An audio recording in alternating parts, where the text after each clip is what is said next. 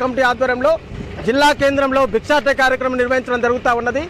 ఈ రాష్ట్ర ప్రభుత్వం విద్యార్థులకు ఇవ్వాల్సినటువంటి స్కాలర్షిప్స్ రియంబర్స్మెంట్ 8,000 కోట్ల రూపాయలు పెండింగ్ లో ఉంచింది। దీని ద్వారా విద్యార్థులు విద్యను కొనసాగించేటటువంటి పరిస్థితి లేదు।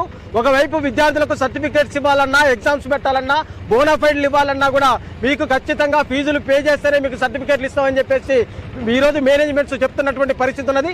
దీని ద్వారా విద్యార్థి తల్లిదండ్రులు తీవ్రమైనటువంటి ఇబ్బందులకు గురవుతా ఉన్నారు। ఖచ్చితంగా విద్యార్థులకు ఇవ్వాల్సినటువంటి స్కాలర్షిప్స్ ని, రియంబర్స్మెంట్ ని ఈ రాష్ట్ర ప్రభుత్వం చెల్లించాలి।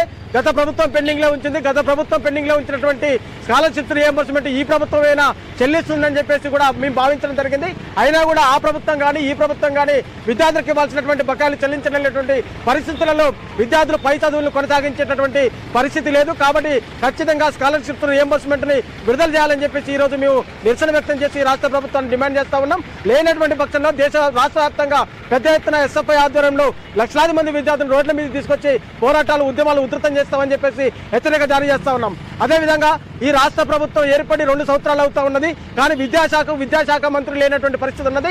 రేవంత్ రెడ్డి విద్యాశాఖను చూస్తున్నటువంటి పరిస్థితి ఉన్నది। స్వయాన ముఖ్యమంత్రి విద్యాశాఖను చూస్తున్నప్పటికీ కూడా విద్యార్థులకు రావాల్సిన స్కాలర్షిప్స్ రియంబర్స్మెంట్ ఇవ్వకపోవడం దుర్మార్గమైనటువంటి చర్య। ఈ స్కాలర్షిప్స్ రియంబర్స్మెంట్ ఇవ్వకపోగా ఈ రోజు రాష్ట్ర ప్రభుత్వం ఏం చెప్తా ఉన్నది?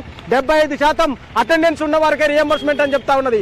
60% రిజల్ట్ వచ్చిన వారికే ఈ రోజు రియంబర్స్మెంట్ ఇస్తామని చెప్పేసి స్కాలర్షిప్స్ ని, రియంబర్స్మెంట్ ని కోత విధించేటటువంటి కుట్ర పన్నుతా ఉన్నారు। మీరు స్కాలర్షిప్స్ అనేది విద్యార్థుల హక్కు, భిక్ష కాదు। ఖచ్చితంగా స్కాలర్షిప్స్ రియంబర్స్మెంట్ విడుదల చేయాలి। అదేవిధంగా ఇక్కడ పేద విద్యార్థులు పార్ట్ టైం జాబులు చేసి ఈరోజు చదువుకునే విద్యార్థులు చాలా మంది ఉన్నారు। అలాంటి విద్యార్థులకు మీరు రెగ్యులర్ గా 75% ఉండాలనేటువంటి నిబంధన, 60% పాస్ పర్సెంటేజ్ ఉండాలనేటువంటి నిబంధన పెట్టడం సరైనది కాదు।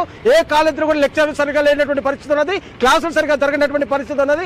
ఆ సందర్భంలో ఏ విధంగా ఉత్తీర్ణత వస్తుందని చెప్పేసి మేము అడుగుతా ఉన్నాం। కాబట్టి ఖచ్చితంగా కాలేజీల మీద పర్యవేక్షణ ప్రభుత్వం చూడాలి, ఖచ్చితంగా పాఠాలు జరిగే విధంగా చూడాలి, వాళ్ళకి ఇవ్వాల్సినటువంటి స్కాలర్షిప్ రియంబర్స్మెంట్ ఇవ్వాలి। విద్యార్థులకు పాస్ అయినటువంటి విద్యార్థులకు బాధ్యతగా, బేషరతుగా ఏ ఒక్క రూపాయి తీసుకోకుండా విద్యార్థులకు సర్టిఫికేట్స్ ఇచ్చి వాళ్ళ పై చదువులకు అనుమతి అయ్యే విధంగా చూడాల్సినటువంటి బాధ్యత ఈ ప్రభుత్వానికి ఉందని చెప్పేసి ఈ సందర్భంగా మేము డిమాండ్ చేస్తా ఉన్నాం। జిందాబాద్ జిందాబాద్ జిందాబాద్ జిందాబాద్ విడుదల చేయాలి పెండింగ్